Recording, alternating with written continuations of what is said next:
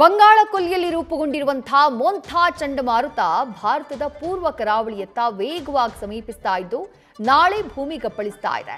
ಈ ಹಿನ್ನೆಲೆ ಆಂಧ್ರಪ್ರದೇಶ, ಒಡಿಶಾ ಮತ್ತು ತಮಿಳುನಾಡು ರಾಜ್ಯಗಳಲ್ಲಿ ಹೈ ಅಲರ್ಟ್ ಘೋಷಿಸಲಾಗಿದೆ. ಚಂಡಮಾರುತದ ಪರಿಣಾಮ ರಾಜ್ಯದ ಮೇಲೂ ಆಗಲಿದ್ದು ಇವತ್ತಿನಿಂದ 3 ದಿನ ಭಾರೀ ಮಳೆಯಾಗುವ ನಿರೀಕ್ಷೆ ಇದೆ.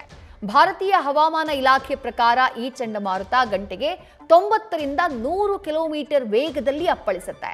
ಥೈಲ್ಯಾಂಡ್ನಿಂದ ಮೊಂಥಾ ಅಂತ ಹೆಸರಿಸಲ್ಪಟ್ಟಂತಹ ಈ ಚಂಡಮಾರುತ ಆಂಧ್ರಪ್ರದೇಶದ ಮಚಲಿಪಟ್ಟಣಂ ಮತ್ತು ಕಳಿಂಗಪಟ್ಟಣಂ ನಡುವೆ ಕಾಕಿನಾಡ ಬಳಿ ಅಕ್ಟೋಬರ್ 28ನೇ ತಾರೀಕು ಕರಾವಳಿಯನ್ನ ದಾಟುವ ಸಂಭವ ಇದೆ.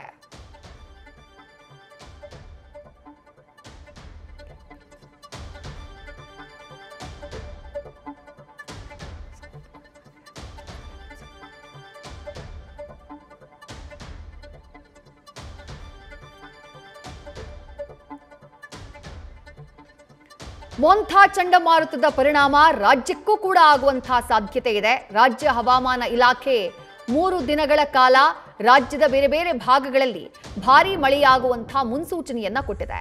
ಮತ್ತೊಂದು ಕಡೆ ಚಂಡಮಾರುತದ ಪರಿಣಾಮ ಆಂಧ್ರಪ್ರದೇಶಕ್ಕಾಗುವಂತಹ ಸಾಧ್ಯತೆ ಹೆಚ್ಚು. ಹೀಗಾಗಿ ಆ ಭಾಗದಲ್ಲಿ ಹೆಚ್ಚಿನ ಮುಂಜಾಗ್ರತಾ ಕ್ರಮಗಳನ್ನು ತೆಗೆದುಕೊಳ್ಳಲಾಗಿದೆ. ಮೀನುಗಾರರು ಯಾವುದೇ ಕಾರಣಕ್ಕೂ ಸಮುದ್ರಕ್ಕೆ ಇಳಿಯಬಾರದು ಅನ್ನುವಂತಹ ಸೂಚನೆಯನ್ನ ನೀಡಲಾಗಿದೆ.